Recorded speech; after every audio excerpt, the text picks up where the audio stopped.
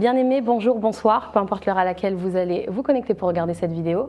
Je suis la sœur Audrey, chantre au sein de la chorale de la JCC Paris, mais aujourd'hui je suis ici présente pour vous animer l'émission En route vers le café saison 2. On s'était déjà retrouvés l'année dernière pour le café chrétien de la JCC Europe. Cette fois-ci, ce sera pour le café chrétien de la JCC Paris. Je suis aujourd'hui en présence de deux invités qui vont venir débattre autour du thème qui a été énoncé et je vais dans un premier temps leur dire bonsoir. Bonsoir. Bonsoir Papa Betty, bonsoir Frère Soleil. Bonsoir. Est-ce que vous pouvez tout un chacun vous présenter? Papa Betty, à l'honneur. D'abord, merci pour l'invitation. Nous rendons grâce au Seigneur qui nous a permis de participer à ces programmes. Voilà, je me présente, je suis Jean-Philippe Abedi, je suis serviteur de Jésus-Christ, adorateur de Jésus. Amen. Et voilà, je suis également un pionnier de la JCC. Pionnier de la JCC, par la grâce du Seigneur, Dieu nous a utilisés de pouvoir former les jeunes un peu partout. Et aujourd'hui, je réponds à votre invitation pour répondre à toutes les questions que vous allez me poser. Voilà. Merci beaucoup d'avoir répondu positivement à notre invitation. Okay. Frère Soleil, je te laisse la parole. Alors moi, c'est le frère Soleil Mouta. Donc je suis un des encadreurs aussi au sein de la JCC ici à Paris. Donc dans le ministère, je suis un disciple de Jésus de la promotion Isaïe de Kinshasa. Et dans la vie active, je suis un analyste de crédit, donc je travaille dans le domaine du financement des entreprises, donc de façon synthétique. D'accord. Donc vous pouvez voir qu'à la JCC, on est aussi des personnes au sein du ministère, mais on est aussi des personnes, des grandes personnalités dans le monde séculier. Donc, je vais vous lire le verset d'où est tiré le thème de ce café chrétien de cette année. Le thème est tiré de Zacharie chapitre 3, du verset 1er au verset 7, je lis au nom de Jésus-Christ. « Il me fit voir Josué, le souverain sacrificateur, debout devant l'ange de l'Éternel, et Satan qui se tenait à sa droite pour l'accuser. L'Éternel dit à Satan, « Que l'Éternel te réprime, Satan, que l'Éternel te réprime, lui qui a choisi Jérusalem. N'est-ce pas là un tison arraché du feu ?» Or, Josué était couvert de vêtements sales et il se tenait debout devant l'ange. L'ange, prenant la parole, dit à ceux qui étaient devant lui, « ôtez-lui les vêtements sales. » Puis il dit à Josué, « Vois, je t'enlève ton iniquité et je te revêts d'habits de fête. » Je dis qu'on mette sur sa tête un turban pur, et ils mirent un turban pur sur sa tête, et ils lui mirent des vêtements. L'ange de l'Éternel était là. Verset 6, l'ange de l'Éternel fit à Josué cette déclaration. Ainsi parle l'Éternel des armées, si tu marches dans mes voies et si tu observes mes ordres, tu jugeras ma maison et tu garderas mes parvis et je te donnerai libre accès parmi ceux qui sont ici, parole du Seigneur. Alors, j'aimerais que dans un premier temps, Papa Betty, tu puisses nous dire ce qu'évoque ce thème pour toi. Quelles sont les pensées qui te sont venues quand on a eu la lecture de ce verset? D'abord, en lisant Zacharie chapitre 3, c'est un passage avec plein de révélations. Il y a beaucoup de révélations. D'abord, là-bas, il s'agit d'une vision. Une vision que Dieu a donnée à un serviteur de Dieu, un prophète, le prophète Zacharie. Et la vision que Dieu lui a donnée, c'était concernant les souverains sacrificateurs Josué. À ne pas confondre avec Josué, les successeurs de Moïse. Donc ça, c'est les souverains sacrificateurs. Alors, dans cette vision, Zacharie va voir Josué avec des habits blancs, des habits sales. Et le diable qui venait accuser Josué devant l'Éternel. À cause de quoi? Des habits sales qu'il portait. Mais ce qui est un peu spécial, c'est l'accusation de l'ennemi n'a pas poussé Dieu a condamné Zacharie. Au contraire, Dieu a réprimé Satan. Il a réprimé Satan et à la fin il dit « Jérusalem est comme un tison tiré du feu ». Ça c'est déjà profond. Donc on voit un homme qui porte des habits sales, cet homme qui a des habits sales, qui est accusé par l'ennemi, l'accusateur, le diable. Mais Dieu d'amour, Dieu de bonté, il ne les juge pas, il ne les condamne pas, il les défend. Donc ça, c'est déjà très profond.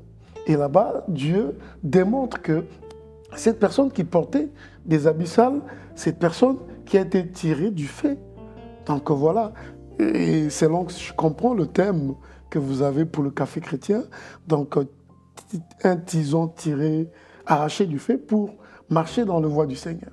C'est bien ça. Et après cela, Dieu va donner maintenant des instructions à Josué pour lui dire, si tu marches dans mes voies, selon mes ordres, voilà ce qui arrivera. Donc, ces passages, au fait, révèlent d'abord l'amour de Dieu qui délivre quelqu'un du feu, les feux de l'enfer, les feux de la destruction, les feux des tourments, les feux des confusions, les feux des dépressions. Donc Dieu délivre de ces faits-là et il délivre pour orienter cette personne sur une voie qu'il a tracée. Une voie qu'il a tracée pour atteindre un objectif. Donc voilà en bref ce que je comprends d'abord du passage. Et peut-être par après, je pourrais l'expliquer par rapport au contexte, par rapport à la jeunesse, à la famille. Mais là, voilà, ces versets que vous venez de lire, voilà en bref c'est de quoi il s'agit. D'accord, merci beaucoup pour cette première explication. Frère Soleil, est-ce que tu peux nous apporter aussi ton explication de ce passage? Alors moi, ma lecture de ce passage, c'est qui m'interpelle en premier, c'est le fait que lorsque Josué déjà s'est tenu devant l'Éternel, la Bible nous précise qu'il avait des vêtements sales. Et le diable était en train de l'accuser. Et la Bible nous illustre aussi le fait que lorsque l'ange a parlé, l'ange a dit à Josué que je t'enlève ton iniquité. Donc je comprends d'ores et déjà que le diable était en train d'accuser Josué parce que Josué portait des iniquités. Et c'est quoi l'iniquité? L'iniquité, on sait que c'est un péché qu'un homme peut hériter de ceux-là qui l'ont précédé. De la même façon que Moïse, par exemple, avait hérité la colère d'un de ses ancêtres qui portait le nom de Lévi. Donc, le passage nous montre que Dieu a tiré cette personne-là du feu. Le feu de la destruction, comme Papa Jean-Philippe vient de le dire. Donc, les péchés, les iniquités brise l'harmonie entre l'homme et Dieu et vouent l'homme à la destruction. Mais malgré les accusations du diable concernant ces iniquités, Dieu dans sa bonté, il dit que moi j'ai choisi cette personne-là et je l'ai tiré du feu. Et quand on dit tison, un tison arraché du feu, il peut être arraché du feu mais il continue encore un peu à brûler. Donc l'amour de Dieu va au-delà même, des dégâts qui est l'iniquité. Donc le péché qui domine l'homme peut continuer à faire dans la vie de l'homme bien qu'il soit déjà mis à part et choisi par Dieu. Donc moi, ce que j'aimerais épingler en premier, c'est vraiment cet aspect de l'amour de Dieu qui va au-delà de l'entendement de l'homme. D'accord. Donc vous diriez que pour ce café chrétien, on invite les jeunes qui ne sont pas forcément... on peut penser qu'un jeune chrétien doit forcément être exemplaire, qu'un jeune chrétien doit forcément toujours refléter... on doit toujours refléter Christ, c'est une réalité, mais qu'il ne doit pas forcément être parfait pour venir à ce café chrétien, excusez-moi. Donc justement, on appelle les personnes qui ne sont pas parfaites à venir auprès de Dieu en soi. Ok. D'abord, comme on venait de le dire, on remet d'abord ces versets dans le contexte. On parle de l'amour de Dieu. La Bible dit Dieu a tant aimé le monde qu'il a donné son Fils unique, afin que quiconque croit en lui ne périsse point, mais qu'il ait la vie éternelle. Donc ici, l'invitation n'est pas seulement à ceux qui sont chrétiens, même les non-chrétiens. Les non-chrétiens, partout où ils sont, peu importe les religions, ceux qui sont là, qui suivent cette émission, peu importe votre religion, peu importe ce que vous traversez, vous êtes dans la dépression, je ne sais pas, il y a le feu du monde qui est en train de vous brûler, parce qu'il y a des gens, bien qu'ils vivent, mais le feu de ce monde est en train de les consumer.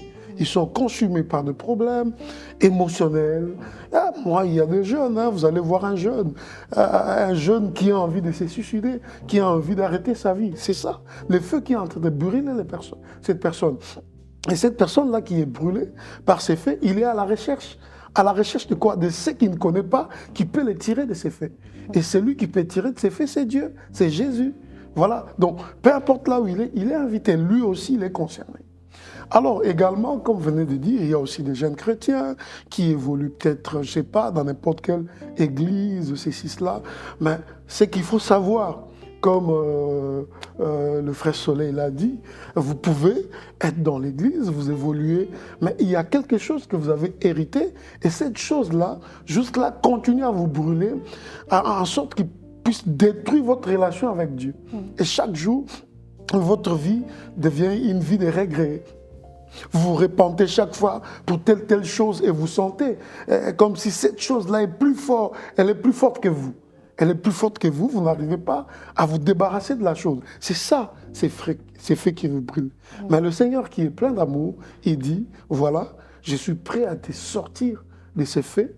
Et quand je vais te sortir de ces faits, comme il a dit, ça peut continuer à brûler, mais je suis aussi en mesure de calmer, d'arrêter. quand je le fais, maintenant, je te donne la direction. Comment tu dois marcher pour atteindre un but, un objectif. Comme je l'ai dit, il y a deux aspects. Être libéré et marcher dans le voie du Seigneur, marcher sur le voie. Peut-être après l'intervention du frère Soleil, je parlerai maintenant, c'est quoi marcher dans le voie du Seigneur? C'est quoi marcher selon le voie du Seigneur, selon les ordres du Seigneur? Mais ici, ce qu'il faut comprendre, le Seigneur appelle tout le monde.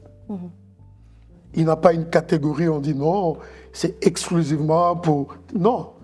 Toi qui es là, tu ne connais pas Dieu, tu es né peut-être dans une famille religieuse, tu es sorti peut-être d'une famille athée, je ne sais pas, peu importe ta couleur de peau, peu importe qui tu es, Jésus veut te tirer de ces faits qui tourmentent ton cœur. Donc voilà. Frère Soleil, je te laisse. Oui, alors pour compléter à ce que Papa Jean-Philippe vient de dire, comme je l'ai dit, l'iniquité, c'est quelque chose qui domine sur l'homme. Un caractère, un péché, une façon de penser, une façon d'agir. Donc dans les cafés chrétiens, on n'invite pas, je dirais, les saints. Donc on invite tout le monde, même ceux-là qui vivent dans des choses dont ils n'arrivent pas à se défaire d'eux-mêmes. La drogue, etc. Tout ça, ce sont des iniquités. Dieu a besoin de ces gens-là pour que son amour puisse les sortir de la destruction qui les attend à cause de cette iniquité. C'est ça. D'accord. Depuis tout à l'heure, on parle, c'est vrai, du café chrétien, etc. Il y a des personnes qui nous ont déjà suivis l'année dernière, qui savent ce que c'est, qui connaissent nos programmes, qui savent ce que c'est le café chrétien. Mais j'aimerais qu'on puisse revenir un peu sur cette idée de café. Papa Abedi, tout à l'heure, tu as dit qu'on invitait tout le monde. On invite les chrétiens, on invite les chrétiens de Paris, on invite les personnes qui sont au ministère, les gens qui connaissent le ministère, mais des gens aussi qui ne connaissent pas le ministère. Est-ce qu'on peut revenir rapidement sur ce concept de café chrétien? Une personne qui peut tomber sur la vidéo veut dire, mais pourquoi on parle de café chrétien? Pourquoi on mélange le café avec le chrétien? Quel est le rapport? Pourquoi au ministère on a cette vision-là du café chrétien? Ok, d'abord, vous savez, les visionnaires de ces ministères, c'est nos parents, papa et maman Langui, des Rêves Mémoire, qui se reposent auprès du Seigneur. Ce sont eux, les visionnaires du ministère. Et tous les concepts, que ce soit café, convention, c'est eux qui étaient inspirés par Dieu. En fait, nous, quand on a commencé au sein de la JCC, et puis avec... vraiment cet engouement, les ailes, l'amour de la jeunesse vis-à-vis du Seigneur.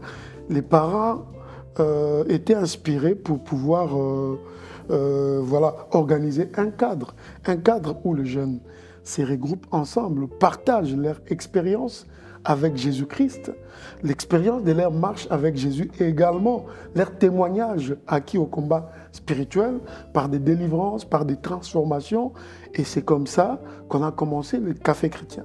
Le premier café chrétien a été organisé à Kinshasa, c'était en 95. 95, on était encore les petits, on a assisté à ces cafés chrétiens qui avaient regroupé nos frères de Congo-Brazzaville, Congo-Kinshasa à l'époque.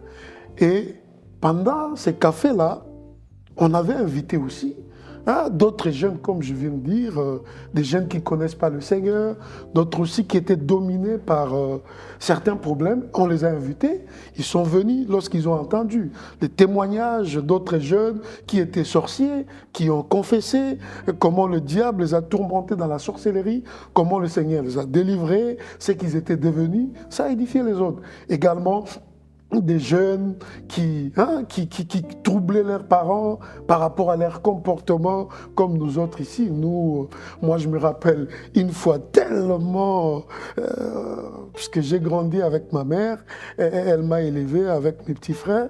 À un certain moment, on troublait notre maman. On l'a troublée tellement un jour, je me rappelle. Un jour, elle a dit, OK, avec tout ce que vous êtes turbulent.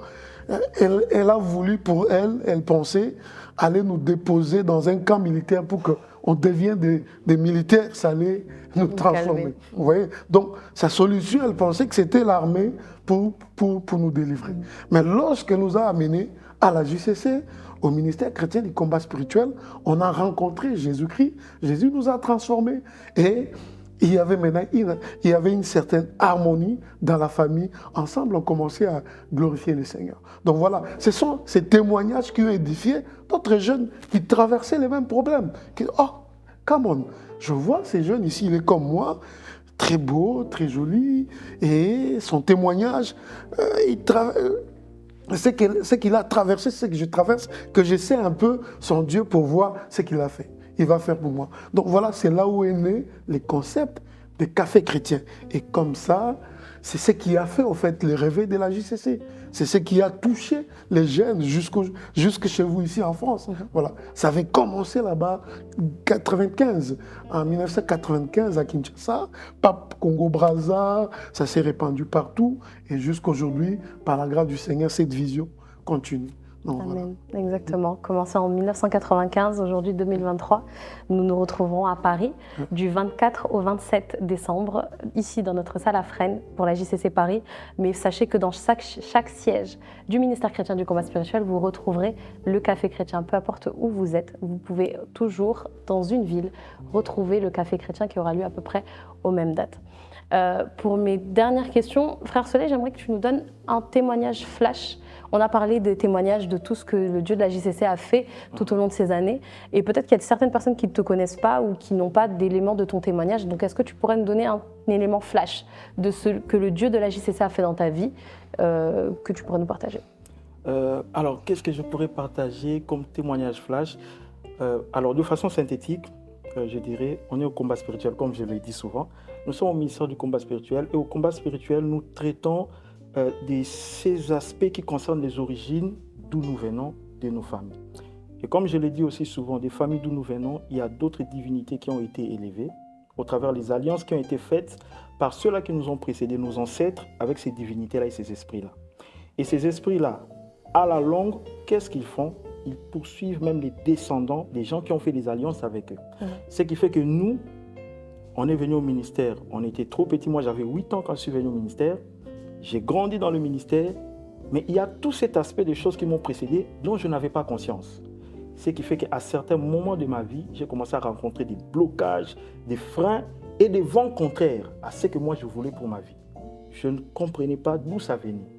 Et c'est au ministère, dans la prière, dans la recherche de la délivrance, tel que moi pour ma famille, que Dieu m'a donné la révélation que dans la lignée d'où venait mon père, il y avait un serpent qui avait été élevé comme un Dieu. Et c'est ce serpent-là justement qui a attaqué tout le monde avec des maladies mystiques qu'on ne pouvait pas diagnostiquer de façon médicale, qui combattaient les vies et les projets de tout le monde. Et c'est ici au combat spirituel toujours que j'ai découvert ça et où j'ai appris les stratégies nécessaires dans la prière et dans les jeûnes pour faire face à ce genre de combat. Et à mesure que nous sommes en train d'avancer, tout ce que ces esprits-là essayaient de bloquer dans ma vie, Dieu m'a fait passer les limites qui étaient fixées. Je me suis marié, j'ai des enfants aujourd'hui, j'ai construit ma vie, je continue d'avancer de gloire en gloire, comme le dit la parole de Dieu. Amen, amen. Nous bénissons le Seigneur. Je crois, j'allais ajouter un élément par rapport à ce qu'il a dit, parce que il y a un jeune peut-être qui est ici en France, il s'est dit, bon tiens, les esprits de famille, c'est quoi? La délivrance, c'est quoi? Voilà ce qu'il faut comprendre. C'est très important. Ce qu'il vient de dire là, parce qu'il y a d'autres, moi, je suis né à l'église, mes parents, j'ai grandi à l'église, toutes ces histoires-là, bon, moi, je ne sais pas. Il faut noter ceci, Dieu est générationnel. Dieu opère dans un principe générationnel. C'est-à-dire quoi? Il bénit, sa bénédiction est générationnelle. Et cette bénédiction générationnelle se transmet de génération en génération. Dans Exode, chapitre 20, du 1er au 5e verset, la Bible dit ceci: « J'ai puni l'iniquité des pères sur les enfants de ceux qui me haïssent, du 1er jusqu'à la 4e génération. Et j'ai béni de ceux qui m'aiment jusqu'au 1000e génération. » Cela veut dire quoi? Il y a certaines choses que les gens vivent aujourd'hui dans leur vie. Il est jeune, certaines situations, comme il a dit là, des échecs au niveau des études, tu fournis des efforts, mais tu sens une force qui t'empêche d'avancer. Tu sens une force qui t'empêche d'atteindre tel objectif. C'est ça qui nécessite la délivrance. Tu sens une force qui te pousse à faire ce que tu ne veux pas faire. C'est ça, cette force-là générationnelle qui opère. Et voilà, c'est vraiment important. Je l'ai dit parce que par la grâce de Dieu, au niveau de la JCC, Dieu nous a permis d'approfondir ces études. Et par la grâce de Dieu, j'ai même écrit un livre à ces sujets sur préparer les générations futures. Dans ces livres, ici, on parle des générations sacrifiées. Les générations qui sont sacrifiées. Donc, il y a des générations qui ont été sacrifiées au diable sans même être au courant. C'est-à-dire, les générations précédentes, ils ont dit, OK, nous, on fait des alliances maléfiques et puis on sacrifie des générations qui vont venir. Et ce sont ces générations-là qui subissent. Donc, tu es là, tu te dis, moi, je suis de l'Église, rempli du Saint-Esprit. Regarde, tu as besoin de Jésus parce que quelque part, il y a un point qui te bloque. Quelque part, tu as besoin de Jésus, tu le cherches pour qu'il te délivre. Comme l'apôtre Paul avait dit, misérable que je suis, qui me délivrera? Quand je veux faire le bien, je me retrouve en train de faire le mal. Donc, c'est vraiment très important pour comprendre, parce qu'il y a d'autres, non, moi, depuis ma naissance, je suis chrétien, Jésus a vaincu à la croix. C'est vrai, Jésus a vaincu, mais cette victoire de la croix doit être matérialisée dans ta vie. Et pour qu'elle soit matérialisée, il y a des choses que tu dois comprendre. Et pour comprendre, tu dois découvrir la vérité. Donc voilà, par rapport à ce qu'il a dit, je voulais... En tout cas, Papa Bédit, tu as anticipé ma dernière question qui était le mot de la fin. Mais je pense que tu as déjà donné ton mot, ton message à un jeune qui nous suit aujourd'hui. Donc je vais laisser la parole au frère Soleil. Est-ce que tu as un mot à donner à la jeunesse et qu'est-ce que tu peux leur dire pour qu'ils puissent venir à ce café chrétien et même un mot en général? Alors, le mot de la fin que je vais donner à un jeune, c'est celui-ci. En 1 minute, je raconte une petite histoire. J'étais à la gare du Nord, j'étais en train d'évangéliser une dame. Et pendant que je parlais à la dame de Jésus, la dame, vous sentez qu'elle était réticente. Pourquoi? Parce qu'elle était addicte à la drogue. Et elle m'expliquait qu'elle n'arrive pas à s'en défaire. Alors, je lui ai dit ceci. Pour venir à Jésus, tu n'as pas besoin de laisser ça. C'est ça. Parce que si tu pouvais laisser ça, Jésus ne serait pas venu pour toi. Il est justement venu parce qu'il sait qu'il y a des choses dont nous ne sommes pas capables de nous défaire de nous-mêmes. Donc mon mot de la fin pour tous les jeunes qui m'écoutent ou qui suivront la vidéo, qui m'écouteront, c'est que venez à Jésus tel que vous êtes. Ne vous sentez pas jugé. Quelles que soient les iniquités qui vous retiennent dans la captivité, venez ainsi. Dieu lui-même se chargera de régler le problème dans vos vies. Amen. Donc voilà mon mot de la fin. Amen. Merci beaucoup à vous deux. Merci d'avoir été mes invités ce soir. Je pense que je peux vous redire rendez-vous lors du Café Chrétien dès le dimanche 24. On se donne tous rendez-vous le dimanche 24 pour le début de la cérémonie du Café Chrétien à la JCC Paris. C'était la sœur Audrey. Que le Seigneur vous bénisse.